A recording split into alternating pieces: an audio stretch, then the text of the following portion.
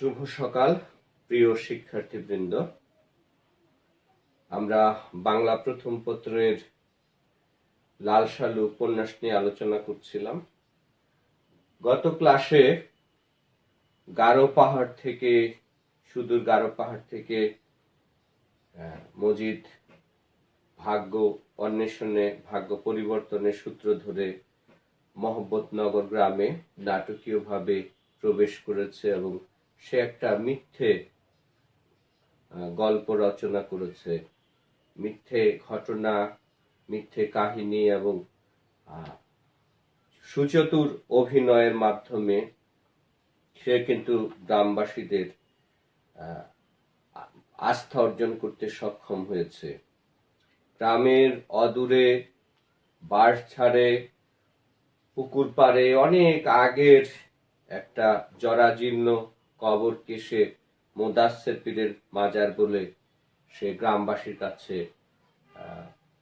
প্রকাশ করেছে এবং গ্রামবাসীরা সেই মিথ্যাকে সত্য হিসেবে মেনে নিয়েছে। এর পরের যে অংশ, জঙ্গল সাফ হয়ে গেল, ইট সুরকি নিয়ে সেই প্রাচীন কবর সদ্য মৃত কোনো মানুষের কবরের মতন নতুন দেহ ধারণ করল। ছালরওয়ালা শালু দ্বারা আবৃত হলো মাছের পিঠের মতো সে কবর। আগরবাতি গন্ধ ছড়াতে লাগলো, মোমবাতি জ্বলতে লাগলো রাত দিন।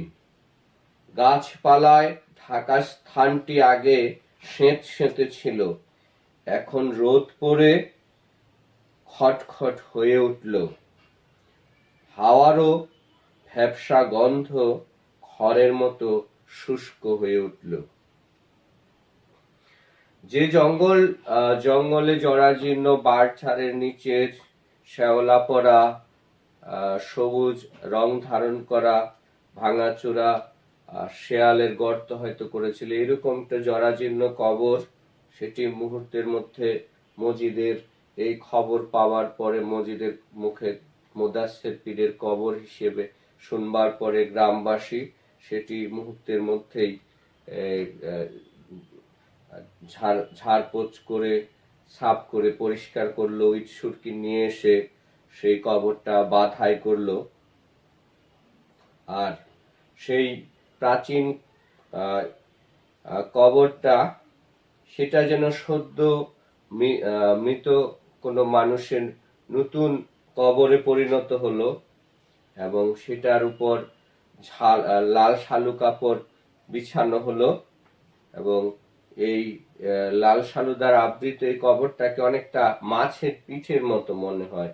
মাছের পিঠ যেমন কোনো মাছের পিঠ যেমন মাঝখানের অংশটা উঁচু, ইলিশ মাছ এরকম কিছু কিছু মাছ আছে যেগুলোর পিঠটা কিছু উঁচু। এই লাল শালু কাপড় দিয়ে যখন ঝালরওয়ালা লাল শালু কাপড় দিয়ে কবরটা ঢেকে দেওয়া হলো, তখন এই কবরটাকে অনেকটা মাছের পিঠের মতো মনে হয়।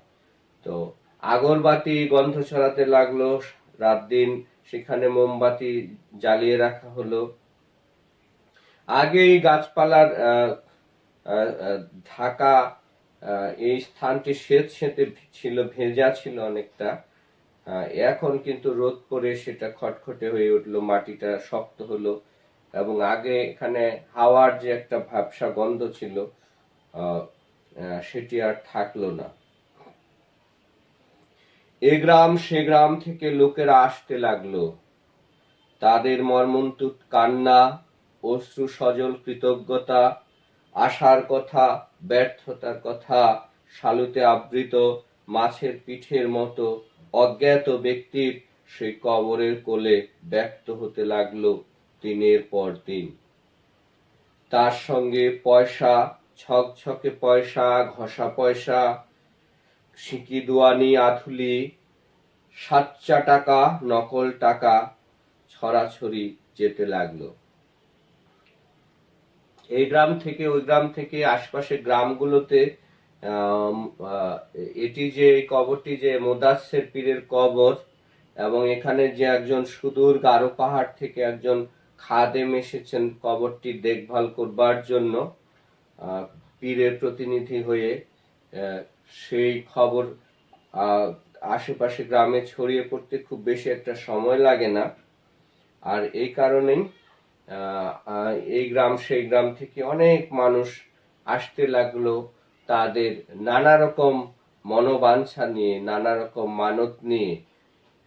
তারা কবরে মাজারে এসে তাদের প্রত্যাশিত সেই জিনিসটি, সেই প্রার্থনাটি, সেই আর্জিটি তারা পেশ করলো। অনেকে কান্নাকাটি করে এসে, অনেকে আবার কৃতজ্ঞতা প্রকাশ করে, অনেকের আশার কথা, অনেকের আবার ব্যর্থতার কথা তারা এখানে এসে কবরে এই মুদাসসির পীরের যিনি ঘুমিয়ে আছেন তার দরবারে আবেদন নিবেদন করে। আর এখানে তারা খালি হাতে কিন্তু কেউ আসে না, সঙ্গে টাকা পয়সা নিয়ে আসে। পয়সা ঝকঝকে পয়সা, কেউ নতুন পয়সা নিয়ে আসে, কেউ ঘষা পয়সা, অনেক আগের পয়সা, সিকি দুয়ানি চারানি সেগুলো ছিল জমানো বাড়িতে অনেক আগের, সেগুলো হয়তো মরিচা পড়ে গিয়েছিল, সেগুলো ঘষে ঘষে পরিষ্কার করে নিয়ে আসে। আবার কেউ সাচ্চা টাকা নিয়ে আসে, আবার কেউ নকল টাকাও নিয়ে আসে। অর্থাৎ মাজারে এই পীরকে খুশি করবার জন্য নিজের কাঙ্ক্ষিত বস্তু, কাঙ্ক্ষিত সেই আশীর্বাদ, কাঙ্ক্ষিত প্রত্যাশা পূরণের পরে অনেকটা কেউ কৃতজ্ঞতা প্রকাশ করতে আসে, আবার কেউ সেই কাঙ্ক্ষিত বস্তু লাভের জন্য আগে এসে মানত করে যায়, টাকা পয়সা দিয়ে যায়।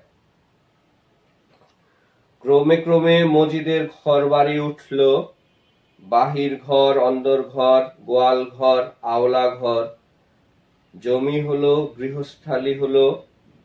নিরাক পরা শ্রাবণের সেই হাওয়া শূন্য স্তব্ধ দিনে তার জীবনের যে নতুন অধ্যায় শুরু হয়েছিল, মাছের পিঠের মতো শালু কাপড়ে আবৃত নশ্বর জীবনের প্রতীকটির পাশে সে জীবন পদে পদে এগিয়ে চলল। হয়তো সামনের দিকে, হয়তো কোথাও নয়, সে কথা ভেবে দেখবার লোক সে নয়। ক্রমে ক্রমে এই মাজারের পাওয়া দানের যে পয়সাগুলো, সেই পয়সাগুলো দিয়ে তরতর করে মসজিদের বৈষয়িক উন্নতি হতে লাগলো। তার ঘর বাড়ি উঠল, বাহির ঘর, অন্দর ঘর, গোয়াল ঘর, আওলা ঘর। বাহির ঘর বৈঠকখানার মতো কিছুটা, অন্দর ঘর আবার গোয়াল ঘর, আবার জিনিসপত্র রাখার জন্য অতিরিক্ত শস্য রাখার জন্য আরো একটা ঘর। জমি হলো, গৃহস্থালী হলো। তর তর করে মসজিদের অর্থনৈতিক উন্নতি যেন ঘটতে লাগলো। মসজিদ তার অতীত দিনের কথা, বিশেষ করে সেই শ্রাবণের নিরাক পরা ভ্যাবসা গরমের বিকেলটার কথা, অপরাহ্নের কথা তার মনে আছে। কিভাবে সে নাটকীয় ভাবে গ্রামে এসেছিল এবং একটা মিথ্যা গল্প বলে সবাইকে আকৃষ্ট করেছিল, বোকা বানিয়েছিল। তারপর সেই বাঁশঝাড়ের নিচে শ্যাওলা পড়া সেই ভাঙা জরাজীর্ণ কবরটিকে আশ্রয় করে তার যে নতুন জীবনের স্বপ্ন শুরু হয়েছিল, এগুলো নিয়ে সে বেশি ভাবতে চায় না। বতর দিনে মগরা মগরা ধান আসে ঘরে, তাই যথেষ্ট। তথাকথিত মাজারের পানে চেয়ে কচিত কখনো সে ভাবিত হয় না, তা নয়, কিন্তু তারও যে বাঁচবার অধিকার আছে সেই কথাটাই সে সাময়িক চিন্তার মধ্যে প্রধান হয়ে ওঠে। কখনো কখনো তার মধ্যে এক ধরনের অপরাধ বোধ একেবারেই যে জাগে না তা নয়, সে তার সেই মিথ্যে কথা, অপরাধের কথা যখন মনে জেগে ওঠে তার মধ্যেও কিছুটা অনুশোচনা হয়।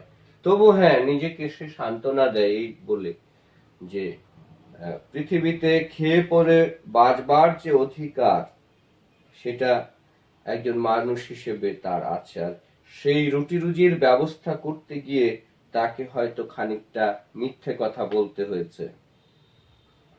তাছাড়া গারো পাহাড়ের শ্রমক্লান্ত হাড় বের করা দিনের কথা স্মরণ হলে সে শিউরে ওঠে, ভাবে খোদার বান্দা সে নির্বোধ ও জীবনের জন্য অন্ধ, তার ভুল ভ্রান্তি তিনি মাফ করে দেবেন, তার করুণা অপার সীমাহীন। গারো পাহাড়ের যে দুঃসহ দিন ছিল, সারাদিন পরিশ্রম করেও সেখানে 3 বেলা খাবার জুটত না। সেই দুঃসময়ের কথা ভাবলে মজিদের গা এখন পর্যন্ত শিউরে ওঠে। তাই তার কাছে মনে হয় যে খোদার বান্দা মজিদ সে নির্বোধ ও জীবনের জন্য অন্ধ।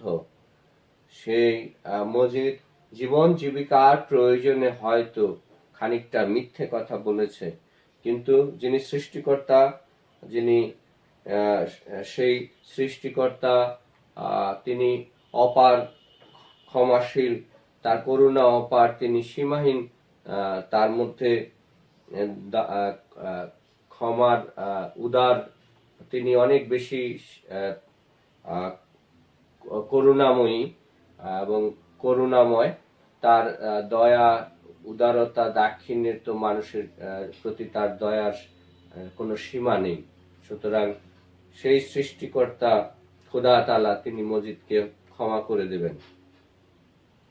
একদিন মজিদ বিয়েও করে। অনেক দিন থেকে আলি ঝালি একটি চওড়া বেওয়া মেয়েকে দেখছিল। মজিদ একদিন বিয়েও করে। কাকে বিয়ে করে সেই প্রসঙ্গে আমরা যাচ্ছি, যে অনেক দিন থেকে আলি ঝালি একটি চওড়া বেওয়া মেয়েকে দেখছিল। শেষে সেই মেয়ে লোকটি বিবি হয়ে তার ঘরে এলো। নাম তার রহিমা। সত্যি সে লম্বা চওড়া মানুষ, হাড় চওড়া, মাংসল দেহ। শীঘ্র দেখা গেল তার শক্তিও কম নয়। বড় বড় হাঁড়ি সে অনায়াসে এক স্থান থেকে অন্য স্থানে তুলে নিয়ে যায়। গোয়ার ধামরা গাইকেও স্বচ্ছন্দে গোয়াল থেকে টেনে বের করে নিয়ে আসে। হাটে যখন মাটিতে আওয়াজ হয়, কথা কয় যখন, মাঠ থেকে শোনা যায় গলা। এই লম্বা চওড়া বেওয়াই মেয়েটি শেষমেশ পাত্রী হিসেবে, স্ত্রী হিসেবে মজিদ তাকে বেছে নিয়েছে। তার নাম রহিমা। সে লম্বা চওড়া মানুষ, হাড় চওড়া, মাংসল দেহ, খুব শক্তি সমর্থ। বড় বড় হাড়ি সে অনায়াসে এক ঘর থেকে আরেক ঘরে নিয়ে যায়, উঠানে নিয়ে যায়। রান্নাঘর থেকে সে গোয়ার ধামরা গাই যেগুলো অনেক সময় গুঁতো দেয়, ঢিস দেয় বলে গ্রামের ভাষা, আঞ্চলিক ভাষায়, সেই বিপজ্জনক গাই অথবা অন্যান্য তার গবাদি পশু যেগুলো রয়েছে, সেগুলো সে খুব স্বচ্ছন্দে অবলীলায় সে গোয়াল থেকে টেনে বার করে। হাটে যখন মাটিতে শব্দ হয়, আওয়াজ হয়, যখন সে কথা বলে, স্বাভাবিক কথাবার্তাও বলে, তখন মাঠ থেকে যেন তার গলা শুনতে পাওয়া যায়। তবে তার শক্তি, তার চওড়া দেহ বাইরের খোলস মাত্র। আসলে সে ঠান্ডা ভীতু মানুষ। 10 কথায় রাগ নেই, রক্তে রাগ নেই। মজিদের প্রতি তার সম্মান, শ্রদ্ধা ও ভয়। শীর্ণ মানুষটির পেছনে মাছের পিঠের মতো মাজারটির বৃহৎ ছায়া দেখে। তবে তার শক্তি, চওড়া দেহ বাইরের খোলস মাত্র। আসলে রহিমা ভেতরে ভেতরে ঠান্ডা ভীতু মানুষ। 10 কথা বললেও তার কোনো জবাব সে দেয় না। তার রক্তে রাগ যে কি জিনিস সে সেটা তার রক্তে দেখা যায় না। সে কখনোই মসজিদের সাথে রেগে কথা বলে না। মসজিদের প্রতি তার সম্মান, শ্রদ্ধা ও ভয় তিনটাই আছে। সে মসজিদকে সম্মান করে, শ্রদ্ধা করে এবং ভয়ও পায়।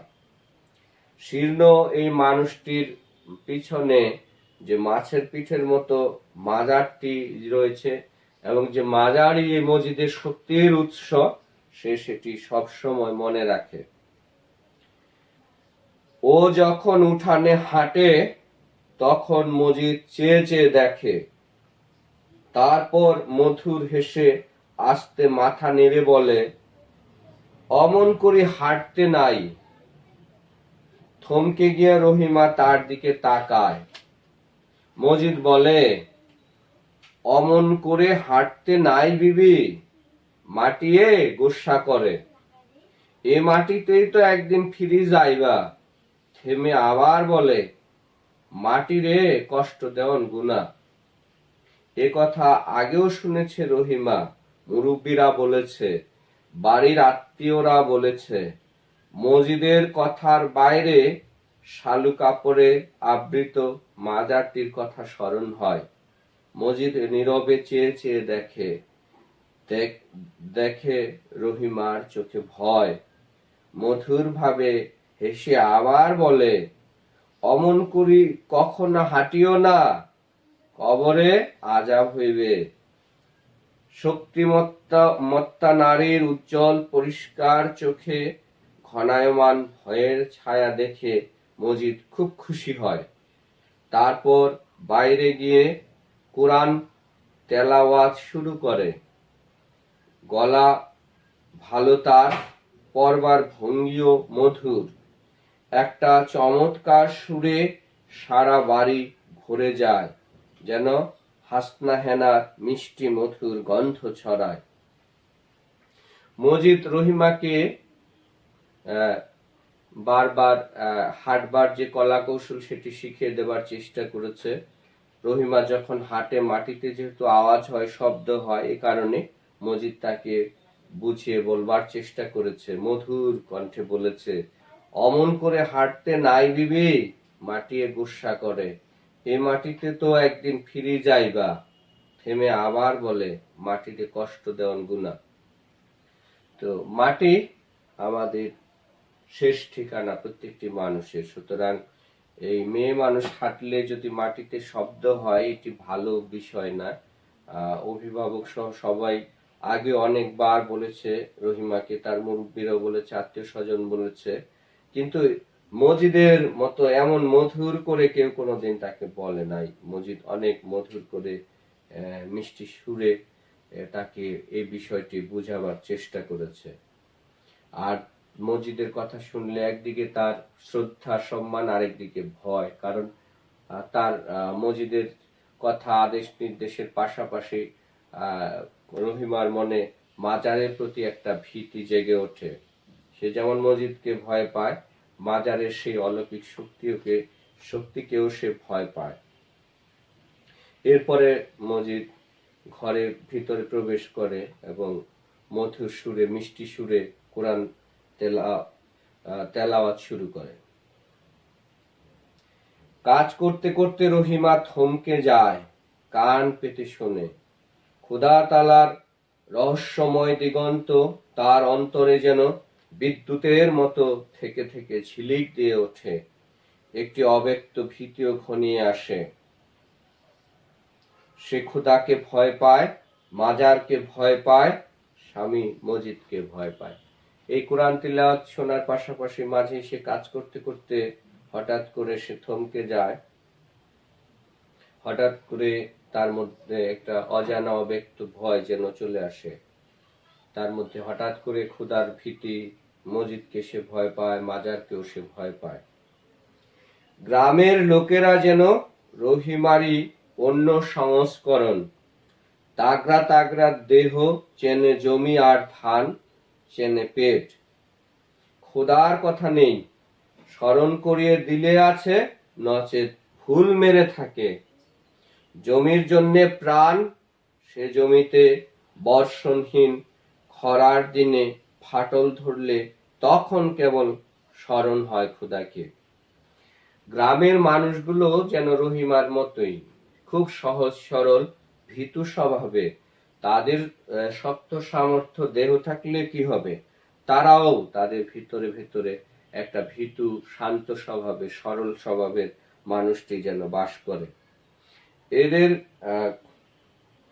খোদার কথা এদের প্রায় মনেই থাকে না, এরা ভুলে থাকে।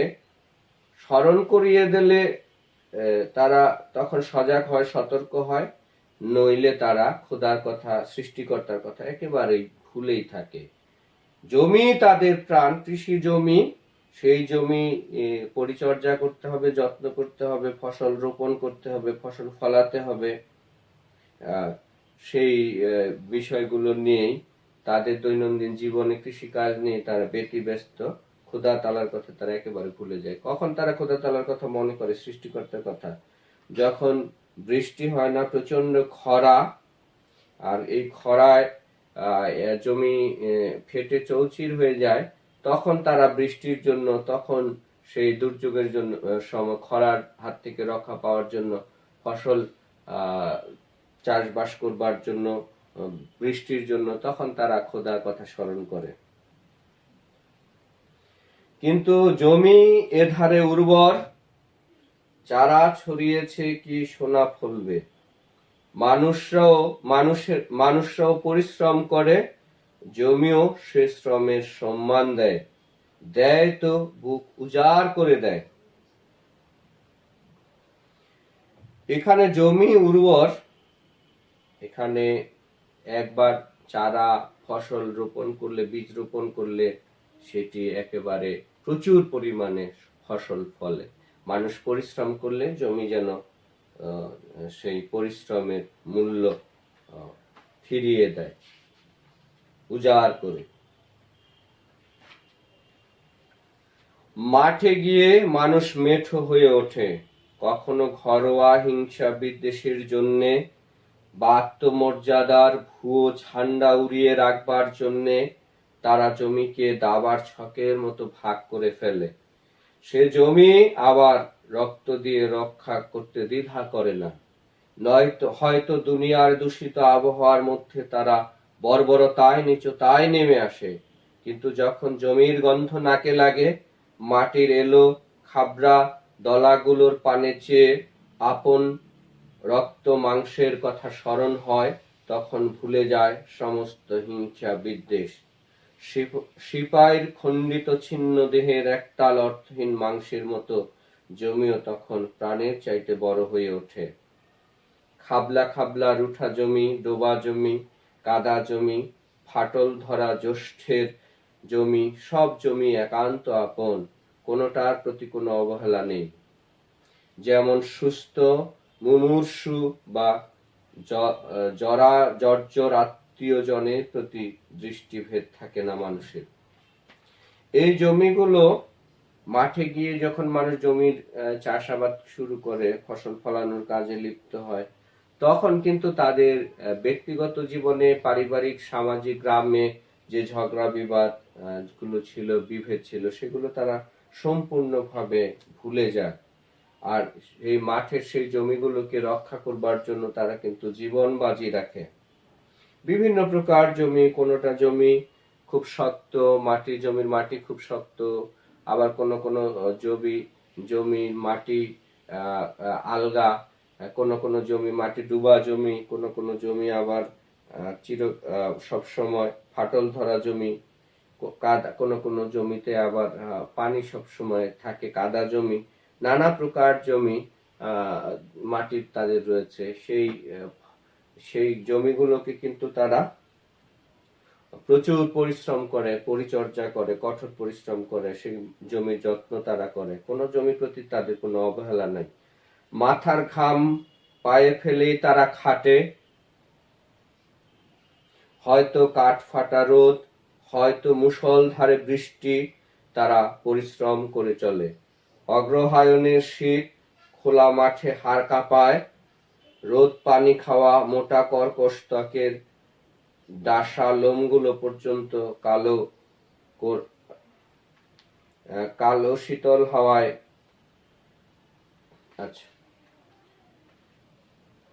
জলশীতল হাওয়ায় খাড়া হয়ে ওঠে, তবু কোমর পরিমাণ পানিতে ডুবে থাকা মাঠ সাফ করে। এরা মাঠে বিভিন্ন সময় বিভিন্ন ঋতুতে কখনো তাদের রোদে পুড়ে ফসল ফলানোর কাজটি করতে হয়, কখনো বৃষ্টিতে ভিজে, অথবা কখনো শীতে, প্রচন্ড শীতে শীত উপেক্ষা করে তারা মাঠের এই জঞ্জাল সাফ করে, পরিষ্কার করে। কিন্তু জঞ্জালের আবার শেষ নেই। কার্তিকে পানি সরে এলে কচুরি পানা জড়িয়ে থাকে জমিতে, তখন আবার দল বেঁধে লেগে যায় তারা। ভাগ্যকে ঘষে সাফ করবার উপায় নেই, কিন্তু যে জমি জীবন, সে জমিকে জঞ্জাল মুক্ত করে ফসলের জন্য তৈরি করে। মানুষের বিধি লিখন বা ভাগ্য, সেটি হয়তো জঞ্জাল করে পরিষ্কার করা যায় না, সাফ করা যায় না, সেটা জঞ্জাল। কিন্তু জমিতে কার্তিক মাসে পানি শুকিয়ে এলে যে কচুরি পানা জমে থাকে, সেগুলো তখন আবার দল বেঁধে তারা পরিষ্কার করে, সাফ করে। তার জন্য অক্লান্ত পরিশ্রমকে ভয় নেই। এদিকে সূর্য ক্রমশ দূর পথ ভ্রমণে বেরোয়, ছিমিয়ে আসে তাপ, মেঘ শূন্য আকাশের জমাট ঢালা নীলিমার মধ্যে শুকিয়ে ওঠে চারা চারবার জন্য সময় না পাওয়া, চারা ছড়াবার সময় না তাকায় দিগন্তের পানে, না স্মরণ করে খোদাকে। এই জমিগুলো এক সময় তারা কঠোর পরিশ্রম করে। এক সময় শীতের যে সূর্য, সেটি আস্তে আস্তে শীতকাল পার অতিক্রান্ত হয়ে গ্রীষ্ম যখন চলে আসে, তখন মাঠগুলো আবার শুকনো হয়, ফসল ফলানোর উপযোগী, চারা রোপণের উপযোগী হয়, বীজ বপনের উপযোগী হয়। তখন শুরু হয় আরেক দফা পরিশ্রম। রাত নেই দিন নেই হাল দেয়, তারপর ছড়ায় চারা ছড়াবার সময় না তাকায় দিগন্তের পানে, না স্মরণ হয় খোদাকে। এই সময় তারা কাজে এত বেশি ব্যস্ত হয়ে পড়ে যে খোদার কথা তাদের জন্য আর মনেই থাকে না, এবং খোদাকে স্মরণ করে না বলেই হয়তো চারা ছড়ানো জমি শুকিয়ে কঠিন হতে থাকে। রোদ চড়া হয়ে আসে, শূন্য আকাশ বিশাল নগ্নতায় নীল হয়ে জ্বলে পুড়ে মরে। নধর নধর হয়ে ওঠা কচি কচি ধানের ডগার পানে চেয়ে বুক কেঁপে ওঠে তাদের।